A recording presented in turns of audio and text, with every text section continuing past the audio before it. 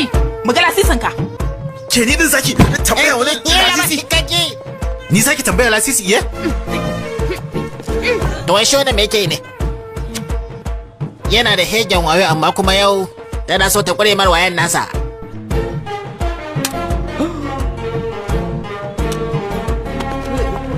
Mu ga lasisin ka. Ye, naga komi na gane. Hankali na zaki rena? Ana adawa da kai ta kowace hanya sai an mazagon ƙasa. Da an yi ta gefe yanzu kuma tana aka koma. Kar ka saki ka ja da 'yan sanda, ka gane? Ai shi mutum ne mai dauriya. Hakan a wajensa bai wuce tausa ba. Ke rabu da ni sanye da Allah. Kyale ni da Allah. Ta kyale ka yi. Me aibi na? Me yasa ka ƙini? Baki mun bane.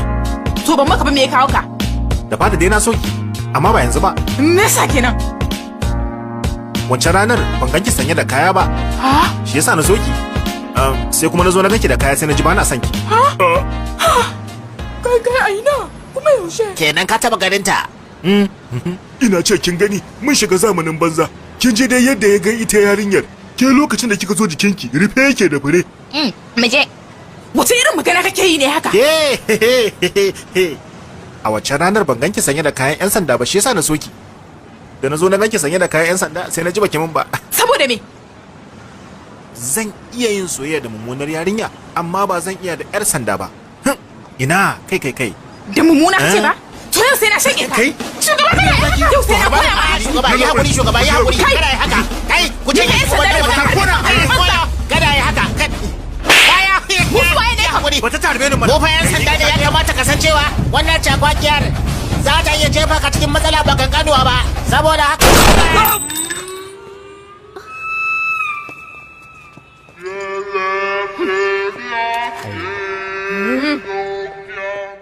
Kutume lesi harbin kawai ta yi? To, ta tayar ma da mazauni. Wani irin farin gokari nake shan hantsi kuma? To wani irin tsin dakata wai kai tsuntsu ne ma? Warai ma kuwa. To kana iya tashi? A'a. Ka iya ruwa? A'a. To kenan me ka iya? Na iya gudu. Ni ma na iya. Wani abin tsuntsu ka iya? Kai ma wani abin gokari ka iya? Ka lahe wannan zangon. Sanin kai waye shi ke baka damar iya rayuwarka. Da biri ya san shi biri ne, da babu abin da zai kai shi ruwa. Da yana can saman bishiya yana wasan shi. Haka zalika, da kada ta san ita kada ce, da babu abin da zai kai ta saman tsauni. Da tana can cikin ruwa tana ninkaya da 'yan uwanta. A cikin jarabawar rayuwa, an gwamutsa mu da masu lamirai mabambanta da nama a matsayin 'yan uwanmu, abokanmu, danginmu da 'yan cikin al'ummarmu. Haka zalika kuma a cikin farfajiyar da ba lallai daidai da lamirin ba bace ta yi kanwar ka lamirin tsuntsaye ne da ita ma'ana ita yar farfajiyar samaniya ce kai kuma lamirin kada ne da kai ma'ana kai dan farfajiyar ruwa ne jarabawar ku anan ita ce kowa ya gano shi waye sannan ya cimma matsayi da nasarorinsa bisa lamiri da farfajiyarsa kuma hallau ya iya zama da wanda sabanin hakan ne a tattare da shi ba tare da kyara ko neman sai ya mai shi mai irin lamiri da farfajiyarsa ba. Wannan ita ce babbar jarabawar rayuwa ga mai fahimta ko ka san cewa duk shaguwar mu da mage hakan baya sa ta zama mutum ko mu zama mage hakan baya halatta mata duk wani abincin mu ma baya halatta mana duk nata hasali ma wasu abinciccikan da muke so kuma suke kara mana lafiya sukan zamar wa mage guba kamar su albasa tafarnuwa cakuleti da sauransu ba lallai irin zaɓin rayuwar da ya yi wa yayanka ko babanka kyakkyawan tasiri ba kai ma ya yi maka kowa nasararsa ta dogara ne da zubin lamirinsa da farfajiyarsa wanda wannan nauyinsa ne ya gano don haka ba karantar mutane bane makasudin ka dan uwa bar sa idanun ga yanda za ka yi downloading din kowanne fim da kake bukata cikin sauki mutane da dama suna tambayar mu shin me yasa ba ma samun fina-finan ku akan YouTube ko kuma me yasa ba ku dora mana fina-finan ku akan YouTube na san za ku so ku san dalili wato kasancewar YouTube suna da copyright wato haƙƙin mallaka shi yasa ba ku samun fina-finan mu akan YouTube ko kuma cikin Bidmet to amma ga hanya mafi sauki da zaka downloading din kowanne fim da kake bukata duk sati idan mun sake shi domin soke kowanne fim da kuke bukata za ku iya yi mana magana ta WhatsApp akan wannan number mun gode. Assalamu alaikum masoyan kamfanin Algaita Dub Studio haka zalika masu kallon fasarorinmu ina muku barka da wannan lokaci Sunana Sadiq Salihu Abubakar Inkiya mai suburbuda, shugaban kamfanin Algaita Dog Studio. Ni kaina na san an jima rabon da na gana da ku kamar haka, amma a yanzu ma zan gana da ku ne dangane da wani muhimmin lamari a tare da wani babban albishir, don haka ku kasance a tare da ni. Kafin na shiga gundarin batun da nake tafa da shi, zan so a gurguje na taɓa wasu batutuwa waɗanda suke daga gare ku wato ku masoya kenan na fasarorin wannan kamfani. Domin hakan zai ƙara muku fahimtar yadda gaskiyan abubuwa suke, haka zalika zai ilmantar da ku dangane da abin da ba ku sani ba. Na farko shine dangane da cewa wannan kamfani namu yana ɗaukar lokaci wajen fitar da ayyukan fassara. To, wannan haka yake, akan samu jimirin fitan ayyuka a wasu lokutan. Duk da cewa akwai wani lokaci da ina ga aka jera sama da sati 8 ko ya zama a kowane sati sabon aiki yana fita kasuwa. To ina so na janyo hankulan masoya akan cewa shi tun farko ma aiki na fasara gaskiya san ba aiki bane na garaje, kuma aiki ne da ke buƙatar matukar taka tsantsan da mai da hankali. Don haka kuwa kyautata shi ba na mai gaggawa bane. In dai kana so ka kyautata wannan aiki to gaskiya ba za ka yi gaggawa ba. Hasali ma a tsarin matakin duniya na fasara, fim din turanci mai tsayin da bai wuce sa'a 1 da mintuna 45 ba, ana kiran wannan feature length kenan, ana kammala aikin fasara shine a tsakanin sati 6 zuwa sati 12. to kaga muka zo muka duba zaka ga cewa kusan ana magana fa sati wata 1 da rabi kenan zuwa watanni 3, kuma a hakan ma a hannun gogaggu fa kenan ba yan karambani ba. So saboda haka kamar yadda na faɗa, ana duba wata 1 da rabi zuwa wata 3 fa kenan kafin a hada fasara ɗaya wanda tsawonsa da kaɗan ma ya wuce rabin na India, tunda India yakan kai awa 3 ko fiye da haka, ko wani lokacin ya kai kusan awa 3. A hakan ma mun kawar da kai akan cewa fina-finan turai ba su kai na India yawan maganganu ba, dan fina-finan India sun fi yawan magana. Don haka mu dai akan kadamin kyautata aikin mu ba za mu iya jika-jikan aiki mu tauye shi a ce muna fitar da fasarori birjik a kowane sati ba. A kowane mataki wannan ba kwarewa bace, mu kuma mun zaɓi kwarewa domin wataran nasara ta bi mu a guje ba wando. Sannan ana yi mana koke tare da tambara makan cewa ba ma so mu aikin fina-finai masu dogon zango, wato series kenan mu karasa, sai mun so ma rimi-rimi sai kawai aji mu shiru kamar malam ya ci shirwa. Shi ma wannan babu kage a ciki, tabbas an yi haka, amma kamar ta wakar Queen Zishak akwai dalili. Abin da ke faruwa shine a duk lokacin da muka ɗauko aikin series, da farko kasuwa za ta karɓe shi wuta-wuta a cikin zumuɗi, amma da zarar an yi fita 3 zuwa 4 sai kuma son zuciya da ƙeta su shigo cikin lamarin.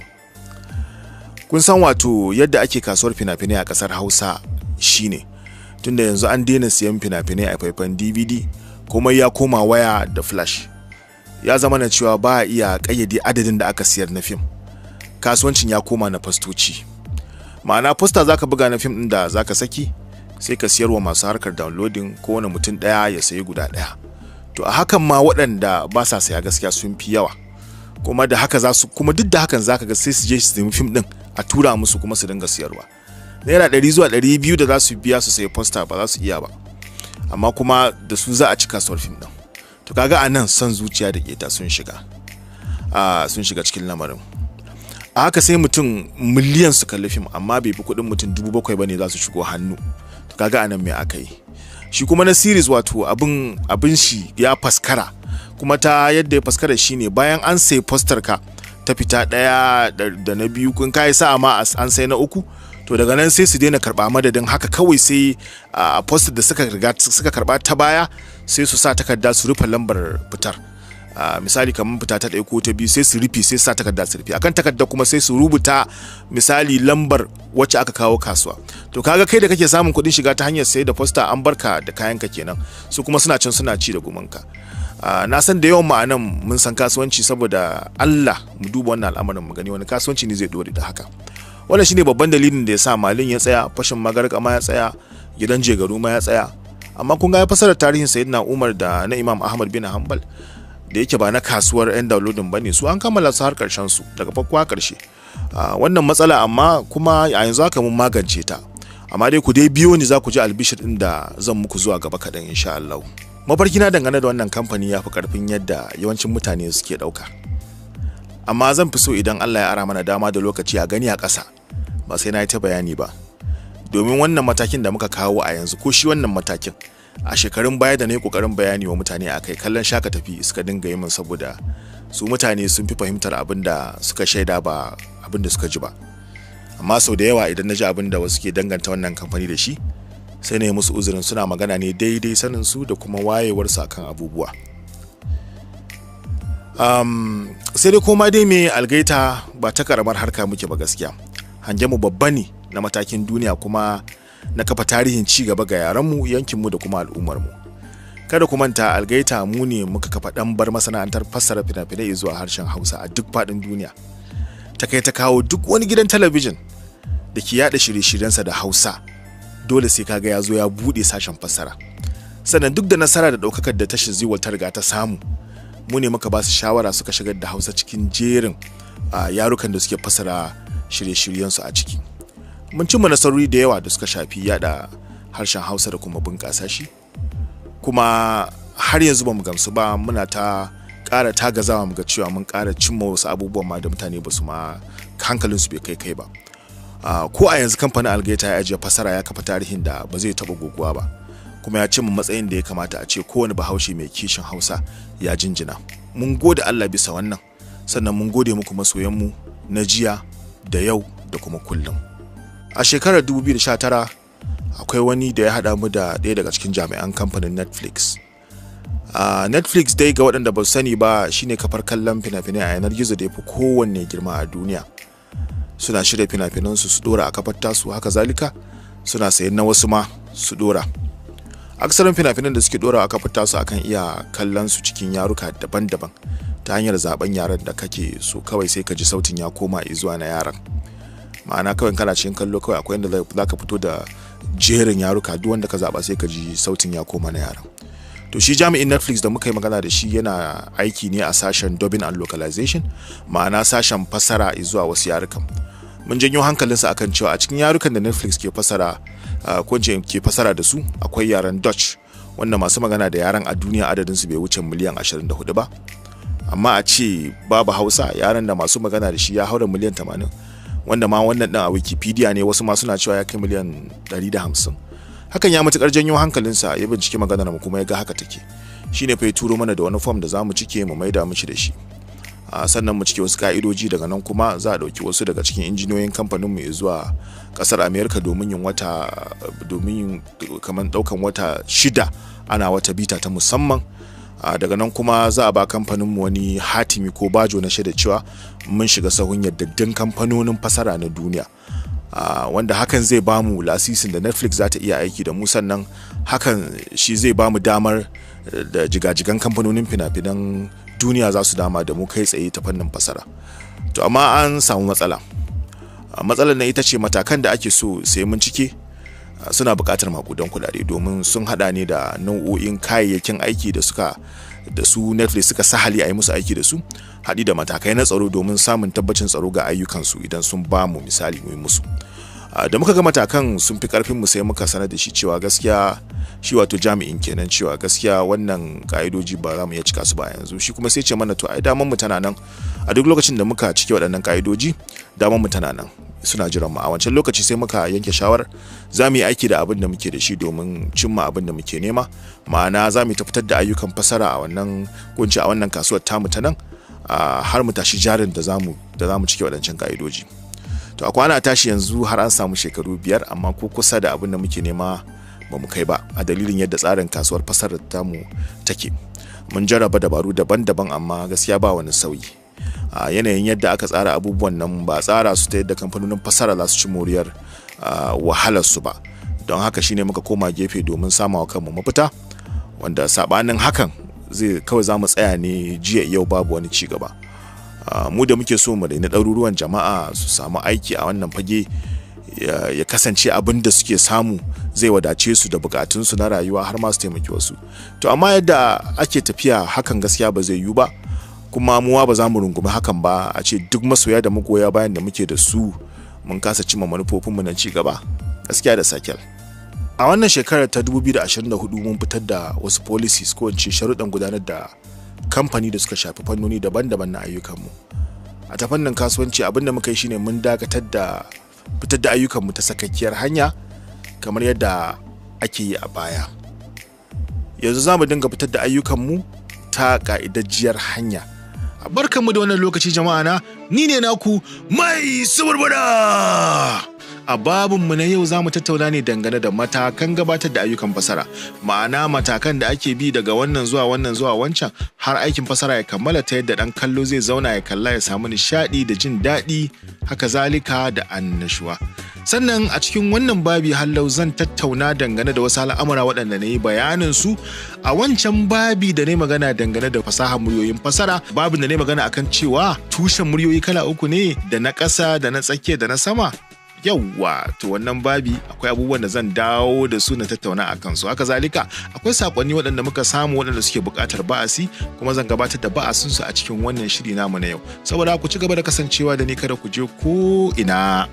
Sau da yawa idan aka ambaci kalmar aikin fasara, mutane da yawa sukan ɗauka abu ne wanda ya kunshi kawai a ji a ɗaura muryar fasara, bayan an kafta kawai a ɗauki wannan fasara da aka yi sannan a haɗa da hoto shikenan an tashi aikin fasara. A'a, ba haka bane. Ya kunshi matakai daban-daban.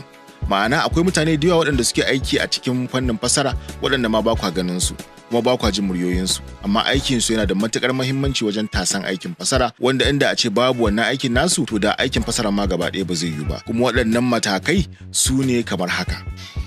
Mataki na farko shine preview and take notes, ma'ana kallon farko da ɗaukan bayanai. A wannan mataki zama ake yi a kalli fim ɗin daga farkonsa har ƙarshensa, yayin da ake shigar da wasu muhimman bayanai. Shi jami'i wanda yake da wannan alhaki na shigar da bayanai zai zauna yayin da yake kallon wannan fim, kuma zai ɗauki bayanai kamar haka. Alal misali, akwai wajen da zaka ga cewa bai kamata a ce an bar ɗan kallo ya kalli wajen ba, duba da irin mutanen da suke kallon fina-finan fasara.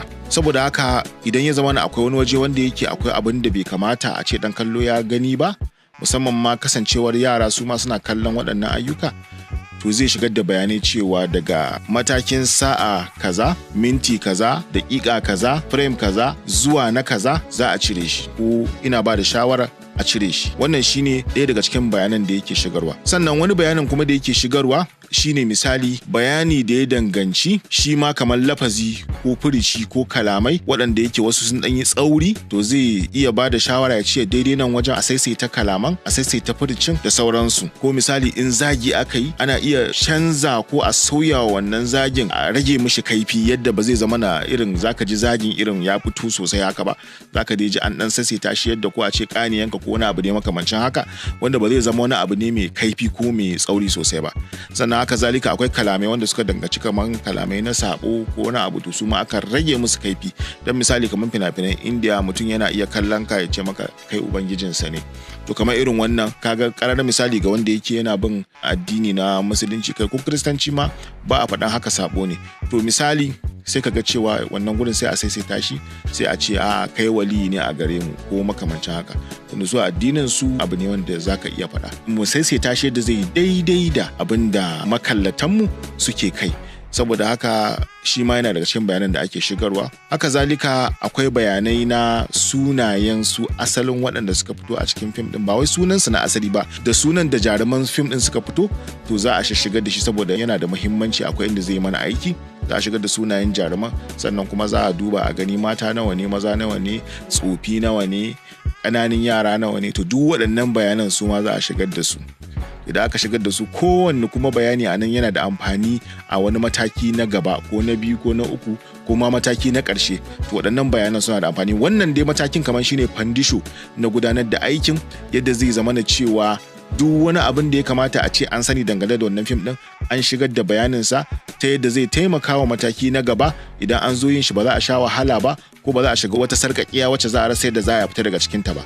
To shi wannan mataki amfaninsa kenan shine matakin preview and take notes, wato kallon farko da ɗaukar bayanai. To mataki na gaba bayan wannan shine zan gaya muku, amma dai sai kun biyo ni tukunna, ku dan jira ni.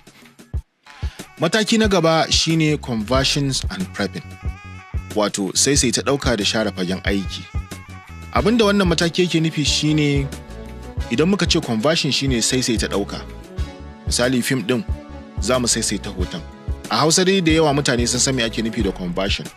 To amma mu da yake muna kokarin mu yi amfani da tsantsar Hausa, to komai mukan yi kokari mu fasara shi ya zama da Hausa muke amfani da kalamanmu.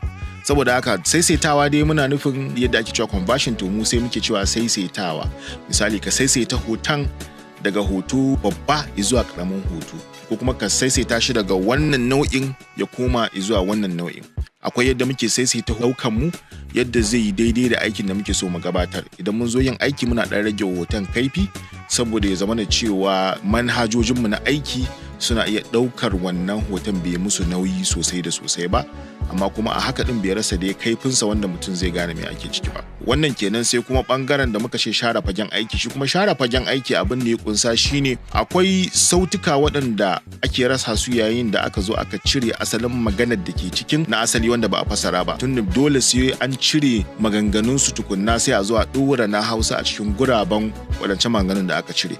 To wani lokacin idan an zo an cire maganganun nan zai zama da cewa kamar sautukan da ba a so su fita, kamar irin sautin kiɗan taushi wanda yake na bayan fage, ko sautukan hayaniyar kasuwa, ko ƙaran mota, ko ƙaran titi, to waɗannan ba a so su fita. Kawai iya abin da ake so a cire maganar su ko furucin su ake so a cire.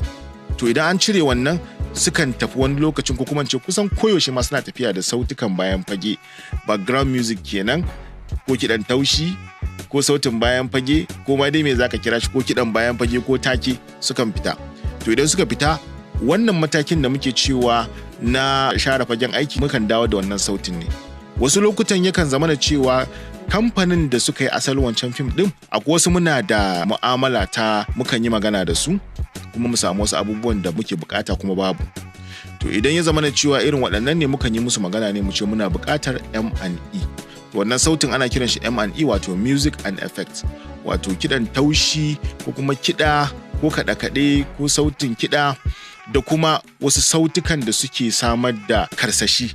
Misali aka ce effects, sautukan karsashi, misali in an daki abu yayi ƙara ko ƙara hayaniya ko ham ɗin mota ko dai makamancin wannan, to duk wannan suna ɓangaren effects kenan.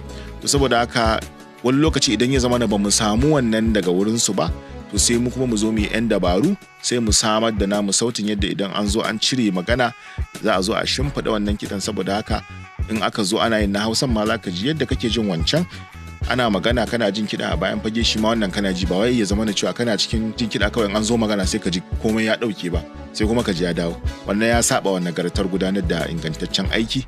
Saboda haka wannan matakin abin da ake aiwatarwa kenan a cikinsa, kuma shi ma waɗanda suke aiwatar da shi mutane ne daban. Akwai wanda shi daman ya shahara wajen aiwatar da conversion din nan, za a ce mashi kai conversion daga mataki kaza ko hoto kaza ko nau'in hoto kaza zuwa kaza, daga wannan zuwa kaza, to shi duk zai yi wannan. Sai kuma maganan kuma abin da ya danganci share fagen aiki, shi kuma wannan sound designer ne zai yi, ko mu ce injiniyan sauti shi zai yi wancan. Kuma har wani lokacin akan samu wanda suka shahara wajen samar da sautuka na kiɗa, su ma za su iya yin wannan a cikin gurbin wancan wanda ya fita. To abin da ake aiwatarwa kenan a wannan matakin. Da wannan kuma za mu je mataki na gaba, wanda shine ku biyo ni. Mataki na gaba shine tsaya ma tukunna. Kuna ma kirga matakan nan ko kuma dai kawai kun bani ne na ta saburbudo bayanai? To gaya mun mataki na nawa nake? Ai sa da ka sha saburbuda. Mataki na uku ne, kwarai haka ne. To mataki na uku shine original dialogue omission, marker generation and labeling. Sunan na da dan tsayi, barin sake maimaita. Original dialogue omission, marker generation and labeling. Da Hausa kuma cire maganganun asali, samar da guraben muryar fasara da shigar musu da bayanai. Zan sake maimaitawa. Cire maganganun asali, samar da guraben muryar fasara da shigar musu da bayanai. To, a wannan mataki abin da ake yi shine, kamar yadda kuka ji ma'anar na cikin sunan ma. Kusan ma zan iya cewa ba sai na muku bayani ba, ina ganin ma mun gama da wannan ko. Bari mu je mataki na gaba. Ku hakuri wasa nake muku. Amma dai a takaice kamar dai da na faɗa, ma'anar wato wannan mataki yana cikin sunansa. Kamar yadda aka faɗa ne, bangan da suka zo a cikin fim din za a cire su. Kuma ba wai zuwa za a yi kawai duka a a'a. Duk inda aka yi magana sai an bi wajen daki ake bi. In an zo an ce kaza, sai ka zo gurin sai a cire. Sannan an yi kiɗa in an sake zuwa gaba sai an sake wata magana, shi ma sai abu sai a cire.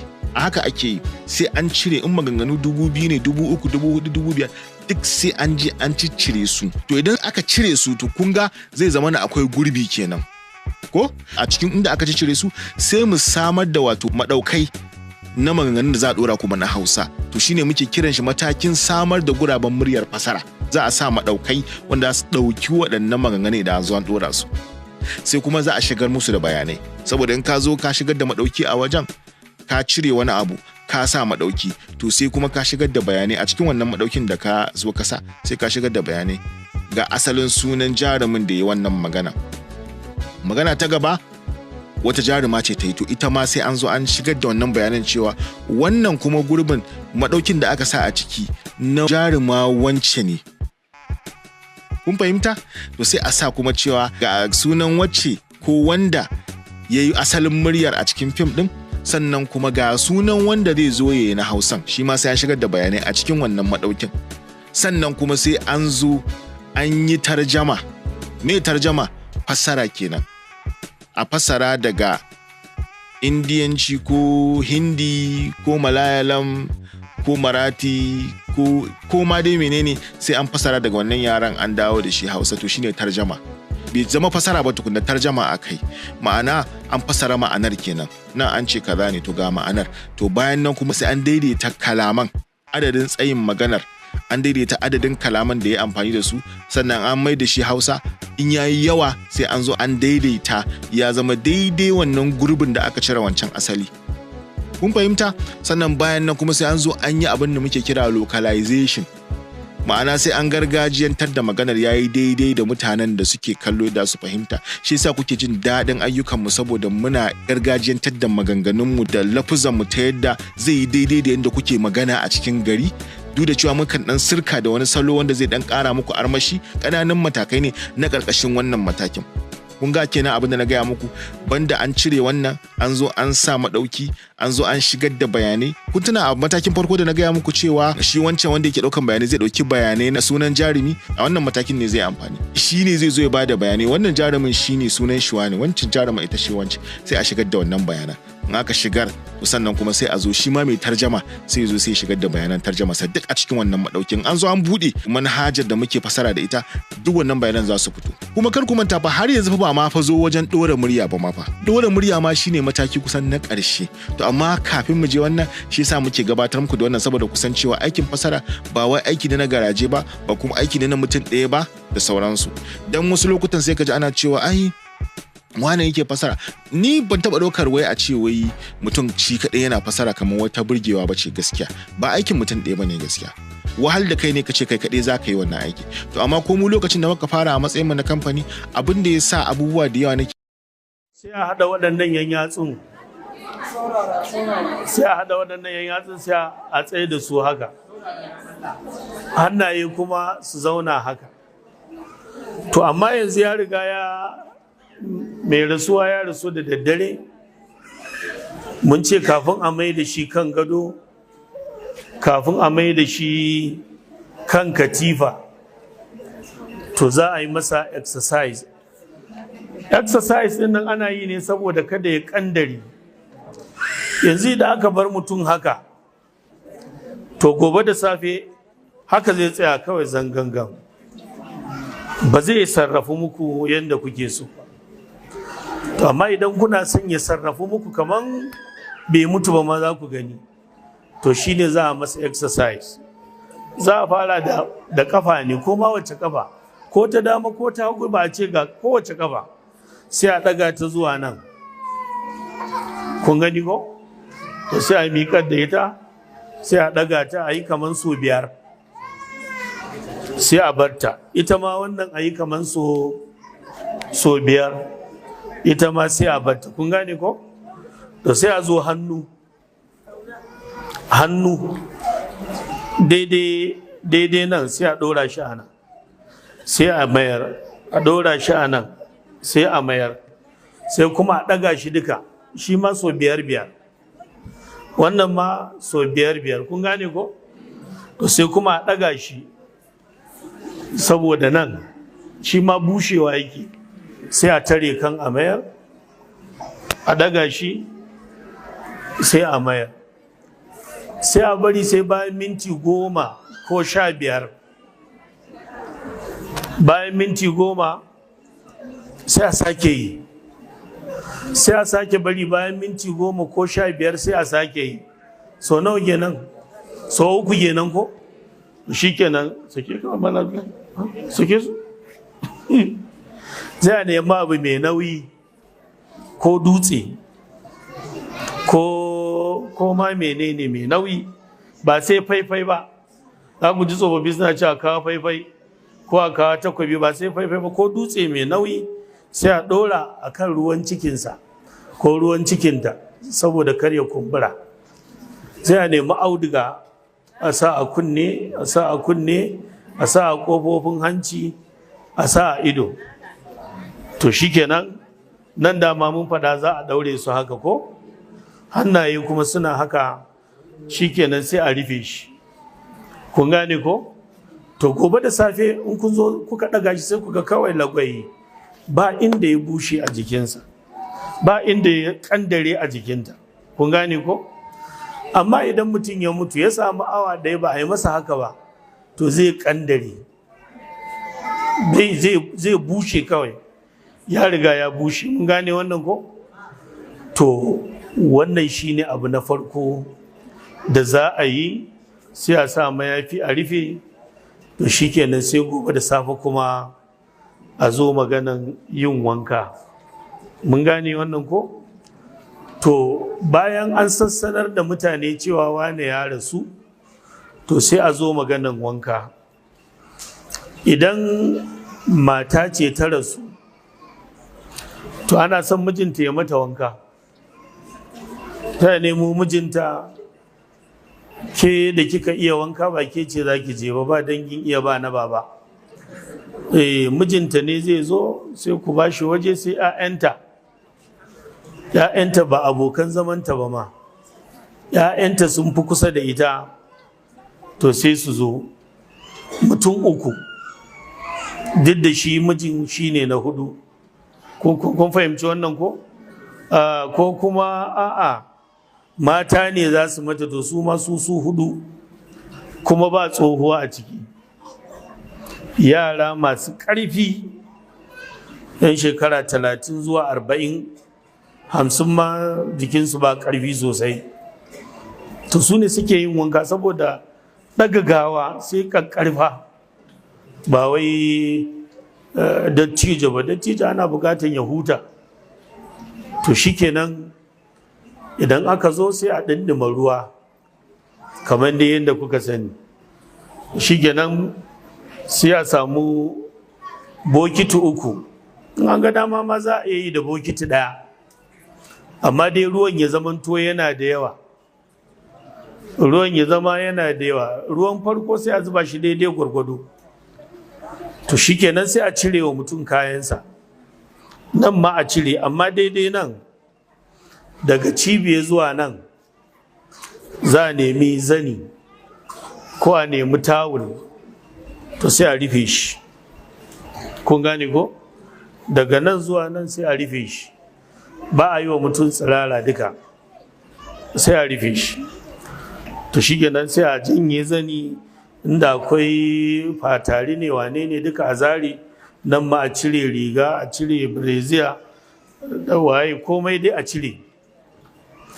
To shi kenan wanda zai yi wankan, hannunsa na hagu nan sai ya nemi tsumma, sai ya nannaɗe shi, hannu ɗaya kawai, hannu ɗaya. In kuma ya naɗe biyun ma ba komai, amma su sauran mutane hukun ba wanda zai naɗe hannunsa. To shi kenan shi mai ɗaya sai ya riƙe kofin ruwa, su kuma biyun suna tsaye a wajen. To shi kenan sai ya ce wa mai kofin ruwa zuba ruwa a nan daidai tsaraicin mutumin nan. To in ya zuba ruwa ya ga wannan tsimman ko wannan zanin ya jike, to sai ya sa hannunsa ta cikin zanin. In ya zira hannunsa ta cikin zanin, ana zubawa ta saman zanin, shi yana ta masa tsarki, zai masa tsarki sosai sosai, ba tare da an buɗe tsaraicinsa.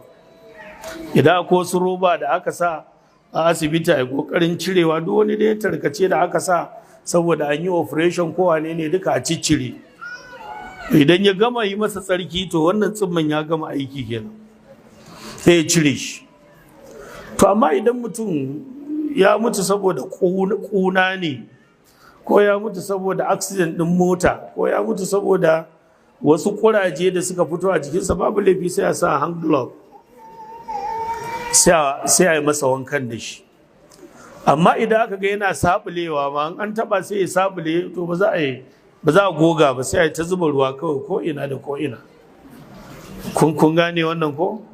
To yanzu mun gama tsarki shikenan. Su waɗannan su biyu su suna tsaye kawai, wannan mai zuba ruwa yana ɗiba da kofi, sai a yi alwala, a wanke hannun dama iya nan, a wanke hagu iya nan, sai a wanke fuska, sai a zo a wanke alwala dai da kika sani, a yi shafar kai.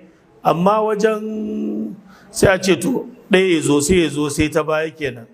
Idan ya zo sai ya tsaya a baya daidai zuba ruwa, sai a ɗaga kan shi, sai a zuba ruwa a bakin, sai a ɗago kan shi, sai a sake zubawa. To hanci ma a ɗaga, sai a mammatse hancin, a ɗaga mammatse, a wanke fuska, a wanke hannu, a yi shafar kai, sai a mai da shi, a kwantar da shi ko shi kenan. Sai a wanke tsagin dama ko, sai a wanke tsagin yana, sai a ce to su murgina shi kaman haka ko, to wannan zai dafe nan, wannan zai dafe nan. Mai zuba ruwa shi kuma mai wankewa yana ta wankewa. In an gama sai a juya shi kuma shi ma a wanke ko. Wannan ana yi ne da ruwa mai kyau, ruwa mai kyau, ba komai, kamar wankan janaba, kuma ba wata addu'a. Ba an za a wanke kai a yi wata addu'a, za a wanke nan ba wani addu'a da ake, ba komai, ba surutu kuma. Mun gane wannan ko? To yanzu an gama da ruwa ɗaya, sai a ce a kawo soso, a kawo sabulu, sabulu mai ƙanshi, soso kuma mai kyau. Kin san mata kuna da kuskure. In wata matar aka ce a kawo soso, in ta ɗauko soso mai kyau, sai ki ji wata ta ce na amfani ne, ba wani soson sai wannan na amfani. To wani me za a yi da shi? Za a nemo na wanke-wanke. Haka in an ce a kawo tawul, sai wata in ta ɗauko sabon tawul, sai a ce na amfani ne, wannan ba wani tsimma-tsimma. Yanzu miji ko uba duka ya zama sai tsimma sai shirme. Ku dinga bayar da abubuwa masu kyau, kuma in an gama ku wanke kayanku, ku yi amfani da kayanku. Mutuwa ba za ta shaƙe ki ba sai ranar mutuwa ta yi, baki jawo komai ba. Kun gane ko? To yanzu an yi wanka ɗaya, sai a zo a yi wankan soso da sabulu. Idan ya samu hatsari ne, jini yana ta fita, sai a nemi magariya, sassaƙen magariyan, sai a dafa shi, shi ba za ki ga yana kumfa kamar sabulu. To sai a yi masa wanka ko ina da shi. To in Allah yadda jinin zai ragu ko kuma ma ya ɗauke gaba ɗaya. Amma mutum ya yi jinya ne kawai, to wanka za a masa na soso da sabulu, sabulu mai ƙanshi bayan an yi wankan farko. To shi wankan soso da sabulu ai ba sai an faɗi yadda ake yi ba ko, kowa ya iya. Sai a wanke shi ko ina, a sa ruwa a ɗaure shi. Ruwa nawa kenan? 2. Ruwa mai kyau, ruwan soso da sabulu. Sai a kawo ruwa na 3, sai a zuba turare a ciki. Turare za a zuba turare ya ji sosai turaren, shi ma sai a wanke ko ina da ko ina. Ba wani ka'idar sai an wanke nan a wanke na, ko ina a jijjika shi da wannan ruwan turare wanda yake cikin ruwa. Wanka na nawa kenan? To shi kenan. To idan mace ce ta mutu da irin kitsan nan nasu na attachment ne na menene, to duka sai ku kunce wannan attachment din, a raba shi da ainihin gashinta wanda ya ba attachment din, sai ku tara gashinta guri guda, sai ku sa a leda. Attachment kuma a kai shi shara a zubar da shi. Kun gane ko? Ainihin gashinta din nan da ya bibbiyo attachment din ko ya bibbiyo tsifa din, sai ku sa shi a leda, sai ku ajiye a gefe. Kun gane ko? to sai ku kitse mata kan gida uku, a yi mata kumbushe guda uku. Ai kun san dai kumbushe ko ni ma na san kumbushe balle mata. Ai kumbushe guda uku to shi kenan. To yanzu mun yi wanka mun gama, sai a ce a kawo tawul, sai a goggoge jikin nan, a goggoge shi tas ya zama babu ruwa ko dis. Wannan tsimma kuma fa yana nan a jike ko a bushe, yawa yana nan abin shi, za mu goggoge shi yana nan abin shi. Sai mu ce to a kawo turare, an kawo turare sai mu sa a goshinsa, zuba ko a fesa na fesawa ne, sai hancinsa, sai tafin hannu za a shafa turare, wannan ma tafin hannun za a shafa turare, sai kan yan yatsun kafa din nan su ma za a shafa musu turare, sai nan karkashin wuya za a shafa turare, bayan kunne nan shi ma za a shafa wane turare, daidai cibiyarsa za a shafa turare, ƙasan wuyansa ma za a shafa turare. Na faɗi gwiwoyi ɗazu ko?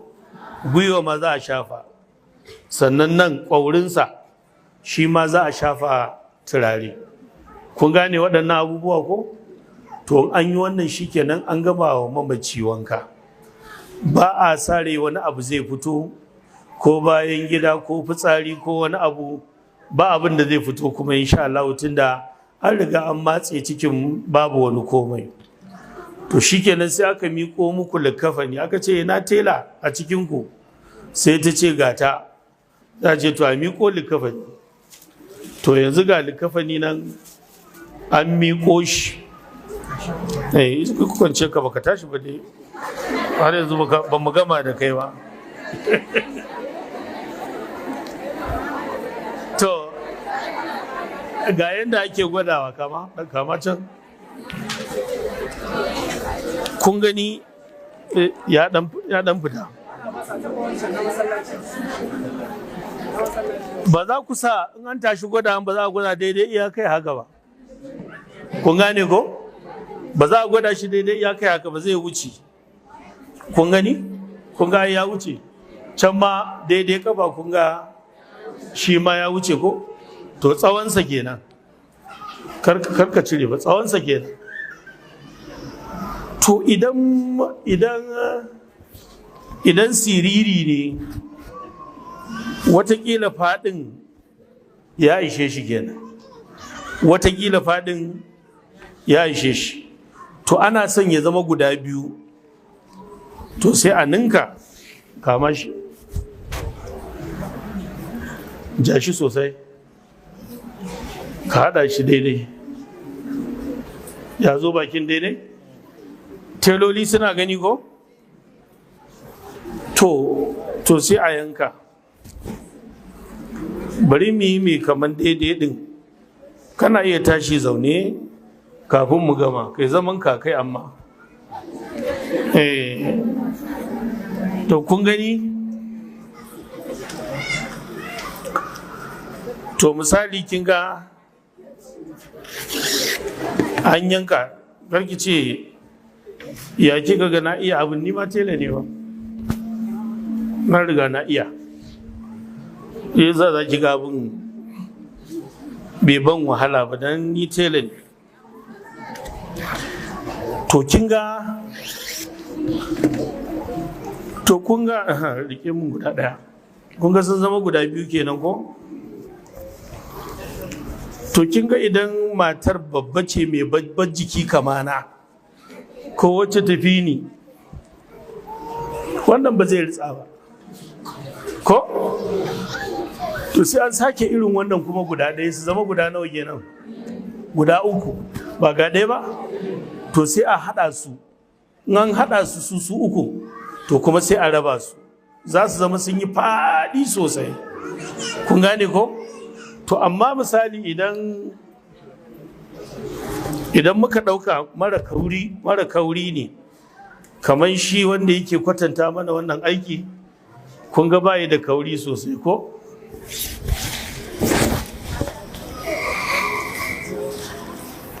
Misali kawai da maza suka tashi miko muku likafani sai suka miko muku daidai da girman wannan da muka faɗa, sai kuka ce ta ɗijan wannan ai ba zai ishi wancan ba, ka haɗa. Yawa kun gansu guda biyu ne, su ake ce musu lifafa ta yi kenan, manya-manyan mayafi guda biyu, kun gane ko? To sai kuka ga ba zai isa ba, kuma a tsaya a tafi nemo wanda zai isa zai yi wahala, ya haka mala Abdullahi. To shi kenan sai ku yi ƙasa da na sama, kaɗan yi ƙasa da shi sai ya zama ya ɗan zo nan, kun gane ko? Kun ga faɗin ya ƙara yi ko? Zai zama faɗi ta ƙasa ya ƙaru, to sai ku yi haka. Idan kuma tsawon ne bai isa ba, an yayi guntu, to shi kenan sai a ɗan zamo haka shi ma, kun gane ko? Kun gani? Kun ga ya ƙaru ke. To idan kuma ya isa shi kenan sai a shimfiɗa waɗannan, lokacin da aka kawo muku za a shimfiɗa su guda biyu haka, ka gyara su? To shi kenan sake su? To shi kenan me ka ce? Ok, wayan speaker ba ta kaiwa ko? To yanzu saura zani, sunan shi kwarjalle. In kin ji an ce ina kwarjalle, wai kwarjalle kuma zani dai da kika sani, kun gane ko? Zani to taso, ya kamata zani ya zamanto ya isa wa mutum yadda zai yi sallah. A zauna ya to kwanta dai za su fi gani a kwanci. To kun ga daga nan cibiya ake ɗaura zani, miƙe gaba, to ya kamata ya zo nan ko ya sauka ya zo nan, bari mu yanka shi ma a mazaunin kwarjalle. Ana ce masa wane? Kwarjalle, ma'ana zani kenan.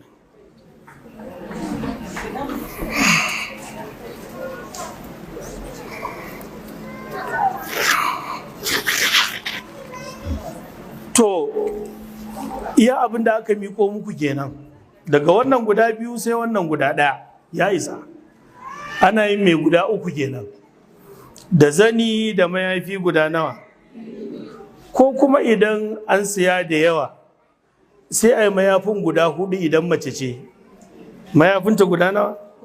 Hudu, da zani da riga da kuma hijabi ko ɗankwali.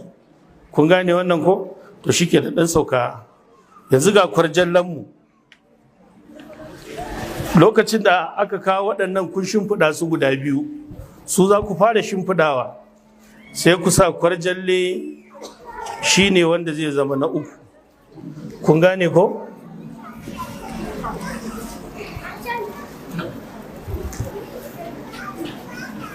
Yanzu abin da ba mu yanka ba ko ba mu yi ba shi ne ba mu yi ɗan kwali ba, ba mu yi riga ba. To wannan ku ai ba zai shiga muku duhu ba ko? In an kawo riga dai an san riga ce, sa ta kawai za a yi. In an kawo ɗan kwali, in babu su kuma waɗannan sun isa. Mayafi guda biyu da kuma lifafa guda nawa? Guda biyu. To yanzu su kuma maza akan ƙara musu da riga, kamar yadda mata suke da riga. Maza suna da rawani, mata suna da ɗankwali. Kun ji bambancin kawai kenan? Maza suna da rawani, mata suna da ɗankwali, haka ne ko? Na almakashi. To ja.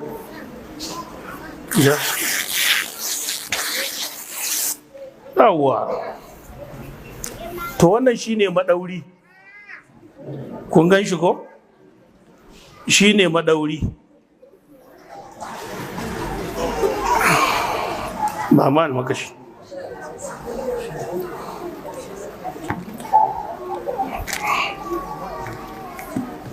Yawwa, kun gan su? Kun ga tsawon su? To, guda nawa? Guda biyu ko? Wannan ba? Yawwa. To shi kenan. Yanzu abin da ba mu yi ba kawai rawani da ɗan kwali sai riga. Wannan duk wasu da ba mu da keken ɗinkawa yanzu nan ba sai mu ɗinka ba. To mu ɗauka za mu yi mai guda uku ko in mai guda 5 ne na maza mun san akwai rawani ko za mu gwada yadda ake ɗaura rawanin ɗauko mana namu ba sai mun yanka nasu ba. To shi kenan bismillah. Yawwa to yanzu za a ɗauko gawa kenan ba kamar yadda ya zo ya hawa yanzu ba kun san ɗauko ta za a yi ko daidai nan mun ce kuma akwai tsimma ko yawwa to kun ga sai mu ware hannunsa haka ba sai mu ɗaura zani ba ko sai mu zare wannan ko kun ga dai wannan ai namiji zai iya sallah da shi ko shi kenan sai mu mai da wannan hannayen yadda suke haka kun gane ko kun gane yawa dama wannan kafa normal ana hada ta ne mun gane wannan ko Allah ko kai nan yayi yawa ne to abin namu a wadace ke to wannan shine hannun dama sai mu dora mata nan shi hannun dama anan za a dora shi to kun ga amfanin exercise din nan kenan in ba exercise ba sai dai a bar shi haka ya dora mata a nan wannan shi kuma hannun sai a bar shi a nan lokacin da kuka gama wannan sai ku ce to ina ƴaƴa ina ƴan uwa to sai su zo su ga babansu ko su zo su ga babansu kafin a rufe ta ko in suka gani ga ta nan dai kwana ya ƙare to shikenan sai mu dawo nan to to in za mu yi rawani sai mu ci a tayar da shi zaune ko in za a sa riga kuma to ai ba sai mun sa ba wani sa rigan ba shi duk ɗaya ne ko ba sai mu kwasa to duk ɗaya ne riga ce kawai in yana da jallabiya ma ba shi jallabiyar shi ya sa shikenan a sa masa kai to kun ga rawani mace ce dogon riga kawai wacce take sallah ne kun ga rawani ba irin nawan dan tsut ba ko wadataccen rawani to in Allah ya sa zaki nada wa mijinki to shikenan kin san jelan rawani ana yin ta baya ne to yau ta gaba ta koma kin gane ko kuma kin ga an dan yi ta haka to shikenan sai a nada ba damuwa wannan zai mai magana ta wannan dama haka yake kamar da yadda aka gani kun gane ko shi ne rawani wannan da ya rage nan gaban rigar shi din nan wacce ba mu sa ba ya cusa shi a ciki kun gane ko kun gane idan dan kwali ne kuma ina kwarjallan nan nan karami ne wannan ko yawwa idan dan kwali ne dama ya ku ne gwanayen daura dan kwali ko in mace ce kenan kin ga dan kwali misali ba kaman haka yake ba yawwa za a zuro shi sosai sai a daurin jin sanyi a nan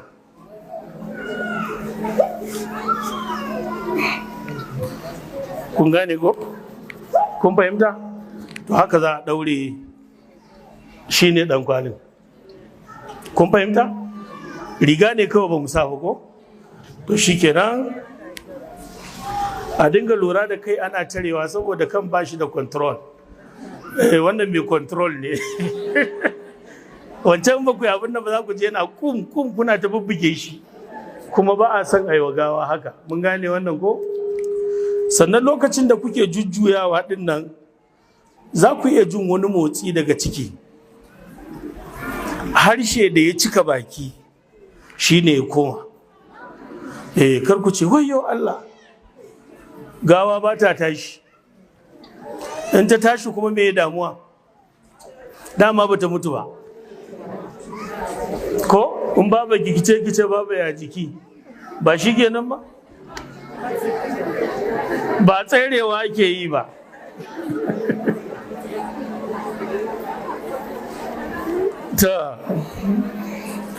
to yanzu yan uwa sun zo sun gama gani shikenan koma ta ce Malam Abdullahi kowanne gefe ana iya dagowa kun gane ko kowanne gefe jashi su tukunna Malam Abdullahi kar ka dago wannan rabu da wannan sai ku gyaggyara ku ga lalle ya dagu to sai a dago wannan gefen sai ku gyaggyara jashi Malam Abdullahi jashi sosai kun ga shi siriri da ya rufe shigo ina guntun nan shugaba daure ya wato dan zarge za ku yi ciki dan ja shi kadan to can ma haka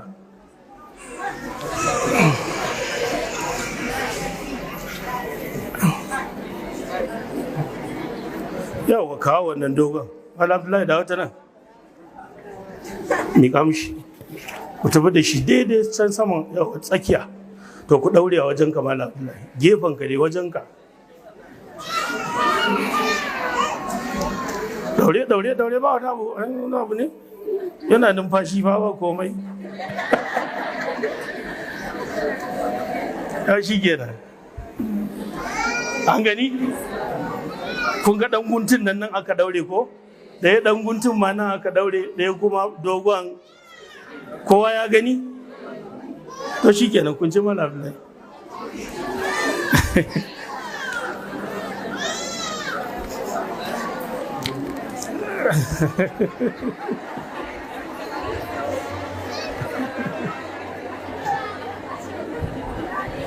an gaishe ka Allah ce kai mai karatu ko sauraron karatu Allah ce baka ga abin da ya faru ba na waɗanda suka yi munafurci baka da labarin munafukai allazina nafaqu wadda suka yi munafurci Allah ya ce yaquluna li ikwanihim allazina kafaru sai suka je suna gaya ma ƴan uwansu kafirai min ahlul kitabi daga cikin ahlul kitabi sune banu nadir dama ai da munafiki da kafiri wane da kani yaquluna li ikwanihim alladhina kafaru Allah yace sai suka je suna gaya ma ƴan uwansu kafirai min ahlil kitabi daga cikin ahlul kitabi la in ukrijitum lanakurjanna ma'akum suka ce musu kwantar da hankalinku idan dai an ce za a kore ku a Madina to sai dai mu tafi tare jama'a mun fahimta sai dai mu tafi tare wala nuti'u fikum ahadan abadan suka ce kuma ba za mu yi ma wani da'a akan awalakanta ku ba da wa suke yi manzo Allah munafiki kenan wala nuti'u fikum ahadan abadan har abada wani ba zai sa mu walakanta ku ba kuma ba za mu goyi bayansa ba wai fa duk wannan da annabi suke shi munafiki haka yake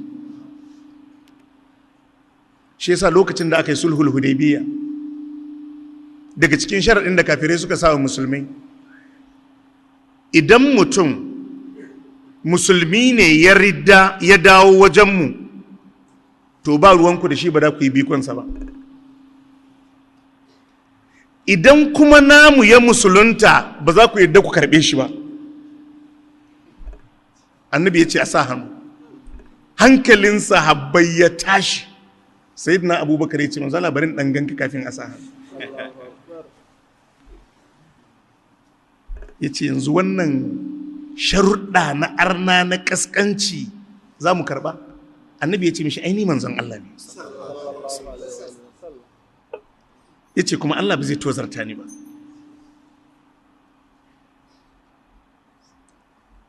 a sa hannu sannan ba za ku shiga makka ba a wannan karon a koma sai baɗi a dawo annabi ya ce a sa hannu mun yadda umar ya ce manzo labarin ganka hankali ya tashi Allah da kanshi ya ce sai da na saukar da nasuwa tukunna umar ya ce manzo Allah makkan nan idan muka ce za mu shiga da karfin tsiya ba za ta shigo bane annabi ya ce za ta shigo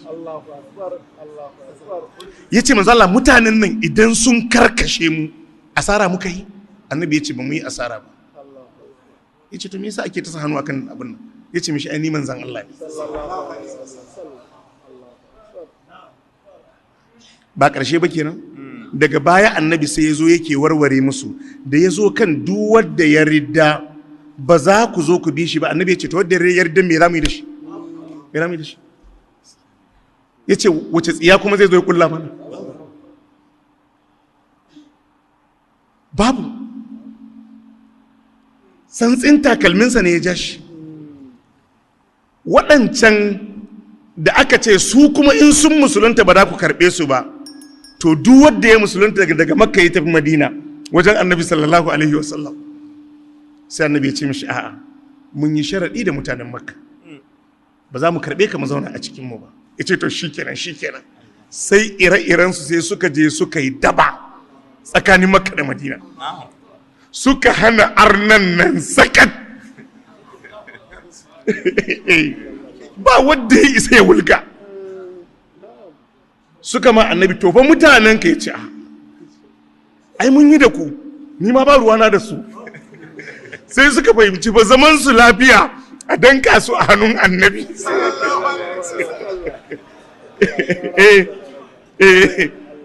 sai suka ce to mun baka su don Allah a yi musu fada jama'a mun fahimta to shine suka ce wala nudi'u fikum ahadan abadan wa in qutiltum lanansurannakum kuma suka ce ma wa'annan kafiran idan kuma za a yaƙe ku to za mu shiga faɗan mu taya ku wannan fa wadda ake sallah ne tare da su suka koma can anguwan arnan suke gaya musu la in ukrijtum lanakhrujanna ma'akum in an ce za a fidda ku a Madina ba zaɓi to za mu tafi tare da ku mu ma ba za mu iya zama a Madina babu ku ba wala nuti'u fikum ahadan abadan kuma duk hukuncin da aka ce za a hukunta ku ba za mu yi da'a ma wani akan haka ba wa in qutiltum lanansurannakum in kuma an ce za a yaƙe ku to za mu shiga muku faɗan Allah sai ce wallahu yashhadu innahum lakadhibun Allah ce la ƙarya suke musu la in ukhriju la yakhrujuna ma'ahum Allah ya ce in za a fidda su a Madina ba da su bi su fita tare da su ba wala in qutilu la yansurunahum in kuma za a yaƙe su Allah ce ba za su taimaka musu ba kuma hakan aka yi an kore su ko ba kore su ba sun bi su to shi munafiki haka yake munafiki haka yake inda aka je aka yi yaƙi in an kashe musulmai idan sai da mu gaya musu in gaya musu kaza wato inda shi munafiki duk abu in ya shafi musulunci sai ka ji yana wani kushal akai yana kushal akan abu amma abu in dai na kafirci ne babu ruwansa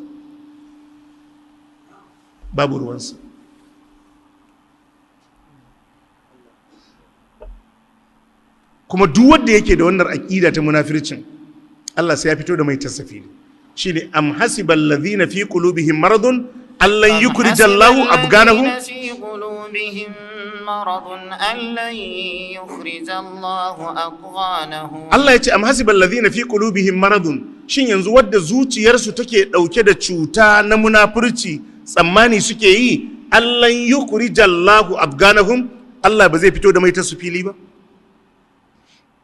saboda ko kai ne kaji kana da irin wannan ɗabi'ar ko kai ne kaji a ranka abubuwan musulunci bayi burge ka nasarar musulunci bayi burge ka ci gaban musulunci bayi baka sha'awa amma na arna yana baka sha'awa to ka samu matsala ko kuma idan musulmai sun samu tasgaro to a gun samun tasgaron ne kake jin daɗi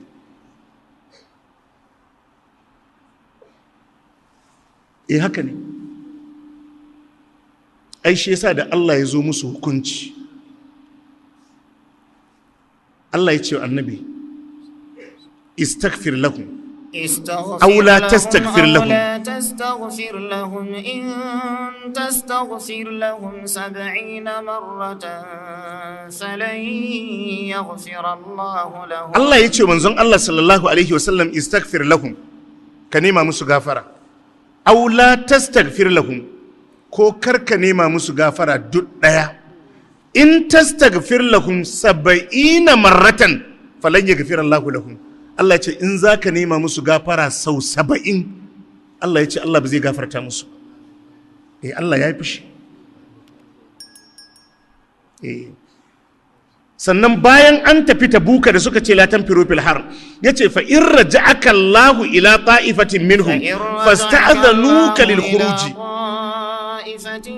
منهم فاستأذنوك للخروج فقل لن تخرجوا معي أبدا ولن تقاتلوا معي عدوا إنكم رضيتم بالقعود أول مرة فقعدوا مع الخالفين. الله يقول فإن رجعك الله إلى طائفة منهم إذن الله يداود كيزوا ونينكي دك تشكنسو فاستأذنوك للخروج sai suka nemi izininka za su bi ka nan gaba in za a fita suna so su bi ka faƙul ka ce lan takhruju ma'iya abadan, har abada ba za ku sake fita da ni ba, walan tuqatilu ma'iya aduwan, kuma ba za ku sake yakan wani abokin gaba da ni ba. Allah ce har abada, Allah ce ba ni ba ku, har abada ba ni ba ku. Wannan halartar karatu da waɗansu abubuwa da sauransu ayyukan alkhairi, wallahi akwai wata zare ce da bata yanke tsakaninka da Allah ba. Allah mana. Idan alaƙarka da Allah tana da kyau ko akwai saura, to yakan nufe ka da wani al'amari nashi. Idan alaƙar ta yanke, nesanta ka yake yi kwata-kwata da hidimarsa.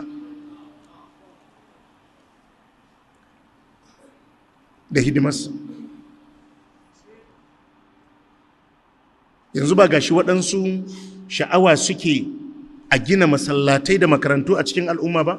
Wallahi waɗansu wuraren fim suke so a gina a tsakanin al'umma. Iya tunaninsa yayi za a yi a samar da wani industry a cikin garinku. Haka ne, kuma zai iya kashe komai akan haka.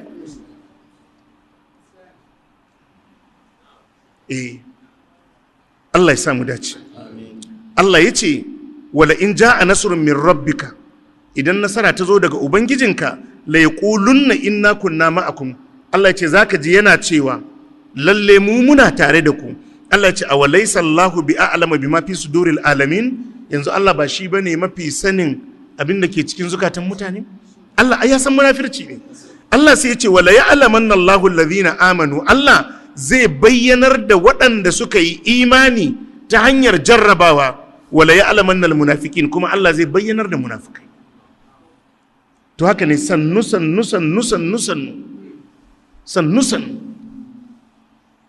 Allah ya sa mu dace. To jama'a sai mu kwana ana, sai kuma gobe idan Allah ya kai mu sai mu zo mu dora.